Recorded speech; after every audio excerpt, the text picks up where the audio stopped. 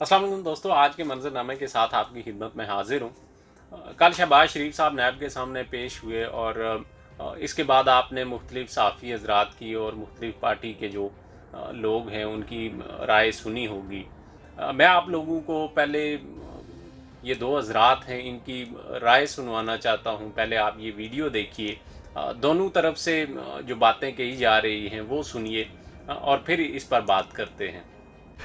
उनके सामने नैब ने अहम रिकॉर्ड जो डॉक्यूमेंट्स थे वो रखे, लेकिन शहबाज शरीफ साहब अक्सर डॉक्यूमेंट्स की तस्दीक नहीं कर सके और ना ही वो खुद कोई तसल्ली बख्श डॉक्यूमेंट्स प्रोड्यूस कर सके।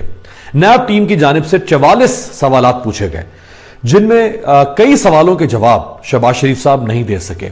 नैब ने पूछा शहबाज शरीफ साहब से कि आपके असासे कैसे बढ़ गए, खानदानी जायदाद की तकसीम की वजह से मेरी जायदाद में इजाफा हुआ। यानी मेरा सवाल किया कि आपने 2009 में जायदाद तकसीम की थी, क्या उसके सबूत आपके पास हैं? शहबाज शरीफ साहब ने उस पर जवाब दिया कि उसका मेरे पास रिकॉर्ड मौजूद नहीं है। हमारे पास कुछ अहम सबूत मौजूद हैं, अगर आपके पास नहीं तो हमारे पास हैं।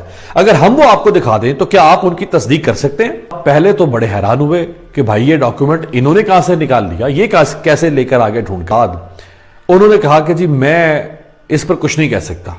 नैब ने शहबाज शरीफ साहब से एक और सवाल दागा, जिस पर शहबाज शरीफ साहब ने जवाब दिया कि जिन्होंने पैसे मेरे मुलाजमीन के अकाउंट्स में जमा करवाए हैं, आप ये सवाल उनसे पूछे। उन सबसे पूछा है हमने और उनके बयानात रिकॉर्ड हो चुके हैं।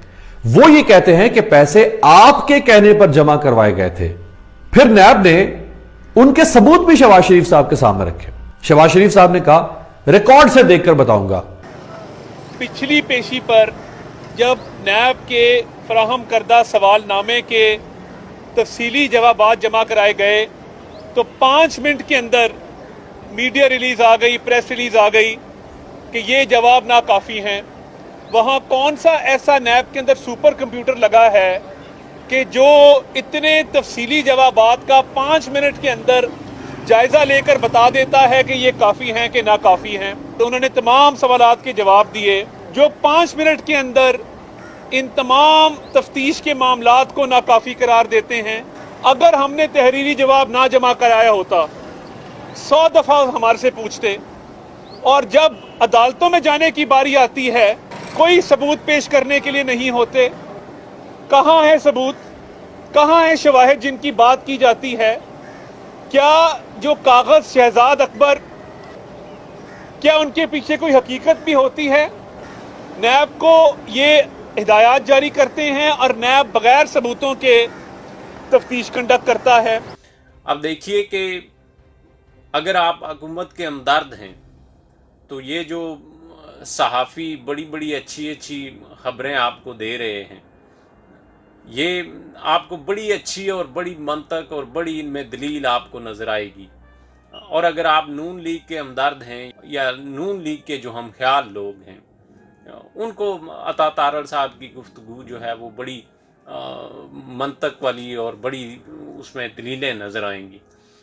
लेकिन आम आदमी के लिए इसमें क्या है और आम आदमी कैसे इस चीज़ का फ़ैसला करे कि ये जो सहाफ़ी भाई कह रहे हैं ये दुरुस्त बात है या जो अता तारड़ साहब कह रहे हैं ये दुरुस्त बात है। तो उसके दो ही तरीके हमारे पास मौजूद हैं। या तो ये है कि जो नैब की कार्रवाई है उसका कोई दस्तावेज़ी मवाद आपके पास मौजूद हो, वो सवालात मौजूद हों, वो जवाबात मौजूद हों जो शहबाज शरीफ साहब ने दिए हैं या जो नैब ने उनसे सवालात किए हैं वो दस्तावेज़ी शक्ल में आपके पास मौजूद हों, तो आप देख कर बता सकते हैं कि कौन सच कह रहा है और कौन झूठ कह रहा है। या ऐसा हो सकता है कि कोई लाइट डिटेक्टर किस्म की कोई चीज़ आपके पास मौजूद हो और उससे आप अंदाज़ा लगा लें। अगर आप किसी भी हमदर्दी से बाहर निकल कर देखें तो आपके पास इन दोनों ऑप्शंस के अलावा कोई और ऐसा ज़रिया नहीं है कि आप देख सकें कि इन दोनों में से झूठ कौन बोल रहा है और सच कौन बोल रहा है। और ये बात इन दोनों को मालूम है कि आपके पास कोई ज़रिया मौजूद नहीं है कि आप सच मालूम कर सकें। इसीलिए इस कॉन्फिडेंस के साथ ये गुफ्तगू की जाती है। लेकिन यहाँ पर कुछ ऐसे सवालात हैं जो मैं आप लोगों की खिदमत में रखना चाहता हूँ کہ ان سوالات پر بھی غور کرنے کی ضرورت ہے. اگر ہم ان سوالات پر غور کریں تو شاید ہم کسی نتیجے پر پہنچ سکیں کہ کون کتنا سچ کہہ رہا ہے اور کون کتنا جھوٹ بول رہا ہے اور کیوں بول رہا ہے. نیب ایک تحقیقاتی ادارہ ہے، اس کے سامنے ایک کیس ہے، وہ کیس پر تحقیق کر رہا ہے، تفتیش کر رہا ہے. اب مجھے یہ سمجھ نہیں آتی کہ ایک تحقیقاتی ادارہ اپنی تحقیق کی جو کارروائی ہے، جو تفتیش کی کارروائی ہے، وہ کیوں ریلیز کر رہا ہے. اور یہ جو اتنی زبردست ان کی تحقیق ہوتی ہے، یہ جب آپ اس گرفتاری سے یا اس پیشی کے مرحلے سے گزر جاتے ہیں تو پھر مجھے نہیں معلوم کہ یہ تفتیش اتنی جو زبردست قسم کے سوالات ہوتے ہیں اور یہ جو اتنا زبردست قسم کا مواد ہوتا ہے اور یہ جو سامنے کاغذ رکھ دیے جاتے ہیں، پھر یہ پتہ نہیں کہاں غائب ہو جاتے ہیں اور پھر یہ کیوں جو ہے وہ منظر عام پر نہیں آتے کہ جو ثبوت شہباز شریف صاحب کو دکھائے گئے ہیں. جیسا کہ گفتگو میں آپ نے سنا کہ شہباز شریف صاحب سے کچھ سوالات کیے گئے ہیں، انہوں نے جواب نہیں دیے اور پھر انہیں بتایا گیا ہے کہ یہ بھی ثبوت ہے، یہ بھی ثبوت ہے. پھر جب یہ پیشیوں کا سلسلہ ختم ہو جاتا ہے تو پھر یہ جو کاغذ سامنے رکھے جاتے ہیں پھر یہ کہاں ہوا میں پھر ہو جاتے ہیں یا کیا ان کے ساتھ ہوتا ہے. پھر ان میں جو یہ گفتگو میں جو یہ وزن آپ کو پیدا کیا جاتا ہے اس سے کہ یہ پیپر ہم نے پیش کر دیا تھا اور یہ بھی پیپر ہم نے پیش کر دیا تھا، پھر یہ وزن کہاں پر گم ہو جاتا ہے. پھر یہ جو اتنے ناقابل تردید ثبوت ہوتے ہیں پھر یہ کیسے ہوا ہو جاتے ہیں. اور یہ جو تحقیقاتی ٹیم ہے اس کی جو یہ اتنی اچھی تحقیق ہوتی ہے اور اتنی زبردست اس کا جو یہ کام ہوتا ہے، یہ پھر کسی کام کیوں نہیں آتا. اگر آپ یہ ساری تحقیق ریلیز کر دیتے ہیں جس طرح کہ کل پیشی ہوئی ہے اور آج سب کو معلوم ہے کہ آپ نے کیا سوال کیے ہیں اور اس کی کیا جواب آئے ہیں، سب زبانی کلامی ہے، اس کا کوئی دستاویزی ثبوت نہیں ہے، سب زبانی کلامی چیزیں ہمیں بتائی جا رہی ہیں. اب ان زبانی کلامی چیزوں سے ہم کیا نتیجہ اخذ کر سکتے ہیں یا کس ٹرک کی بدی کے پیچھے ہم دوڑ پڑیں گے، یہ کہنا مشکل ہے. اور یہ کہنا مشکل اس لیے ہے کہ آپ نے آدھی اور ادھوری چیزیں جو ہیں وہ ریلیز کی ہیں. پہلا سوال تو یہ ہے کہ آپ اپنی تحقیق کی کارروائی کیوں ریلیز کر رہے ہیں. جب آپ ایک مقدمے کی یا ایک معاملے کی تحقیق کر رہے ہیں، اس کی تفتیش کر رہے ہیں، تو آپ کو کیا ضرورت ہے کہ اس کی ادھوری چیزیں آپ پبلک میں ریلیز کریں یا لوگوں کو بتاتے پھریں کہ ہم نے یہ سوال کیے تھے اور اس کا یہ جواب آیا ہے اور 5 منٹ کے بعد آپ لوگوں کو اپڈیٹ کرتے رہیں. یہ آپ کو کیوں ضرورت ہے اس کی؟ آپ ایک معاملے کی تحقیق کر رہے ہیں، آپ اس کی پوری تحقیق کیجئے، اس کی پوری جانچ کیجئے، جسے بلانا ہے آپ بلائیے، جتنی آپ نے تفتیش کرنی ہے اتنی تفتیش کر کے آپ ایک ریفرنس کی شکل میں اسے عدالت میں ایک مکمل ریفرنس کی شکل میں عدالت میں پیش کیجئے. آپ یہ جو ادھوری رپورٹیں بار بار جو ہے وہ میڈیا میں ریلیز کرتے ہیں اور لوگوں کو بتاتے ہیں کہ ہم نے اتنی اچھی تحقیق کی ہے، اتنے اچھے سوالات پوچھے ہیں کہ ان کے پاس جوابات نہیں تھے، اور فرض کریں کہ ان کے پاس جوابات نہیں تھے. اب مجھے نہیں پتا کہ ان کے پاس تھے یا نہیں تھے، یہ میرا مسئلہ نہیں ہے. فرض کریں کہ ان کے پاس جوابات نہیں تھے تو آپ کا کیا کام بنتا ہے کہ آپ میڈیا کو یہ بتا دیں کہ ان کے پاس جواب نہیں ہے، ہم نے اتنے سوال پوچھے ہیں ان کے پاس جواب نہیں ہے. یا آپ کا کام بنتا ہے کہ آپ کارروائی مکمل کریں.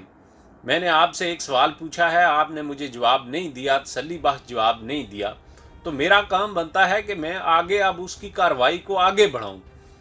آپ نے مفتیٰ اسماعیل صاحب کو گرفتار کیا، 6 مہینے سے زیادہ اپنی حراست میں رکھا اور روزانہ کی تحقیق کی آپ جو کارروائی ہے، تفتیش کی جو کارروائی ہے وہ آپ روزانہ کی بنیاد پر میڈیا میں ریلیز کرتے رہے ہیں، لیکن اینڈ آف دی ڈے اس کا کیا نتیجہ نکلا؟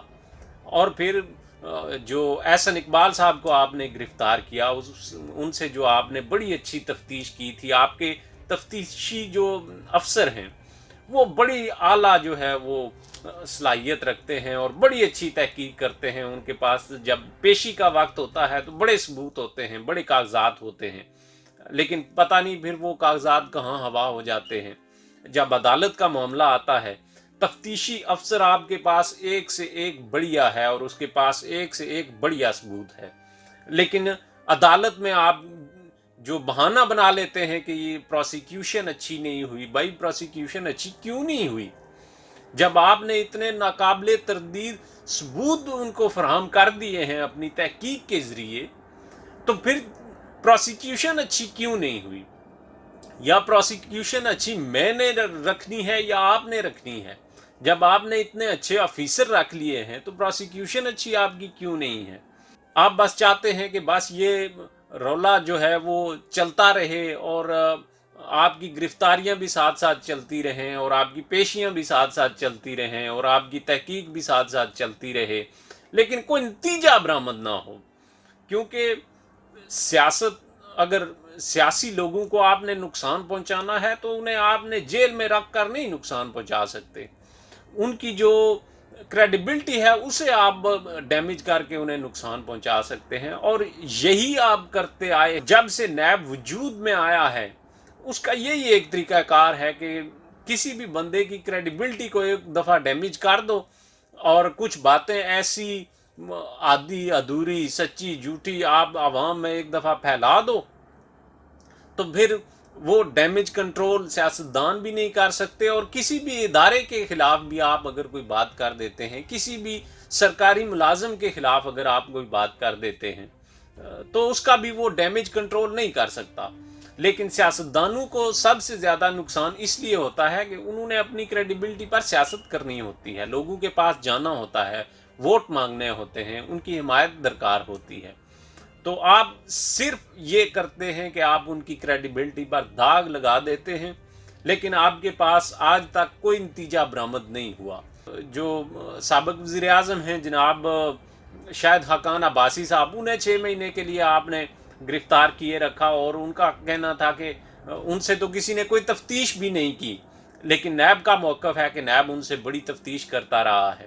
لیکن اس کا کوئی آؤٹ کم آنا چاہیے تھا, کوئی آپ نے جو تحقیق کی تھی وہ کسی ریفرنس کی شکل میں آنی چاہیے تھی, کسی مقدمے کی شکل میں آنی چاہیے تھی سامنے. کیا آپ جو تحقیق کرتے رہے ہیں وہ ان سوالات کی طرح وہ بھی ہوا میں پھر ہوگی؟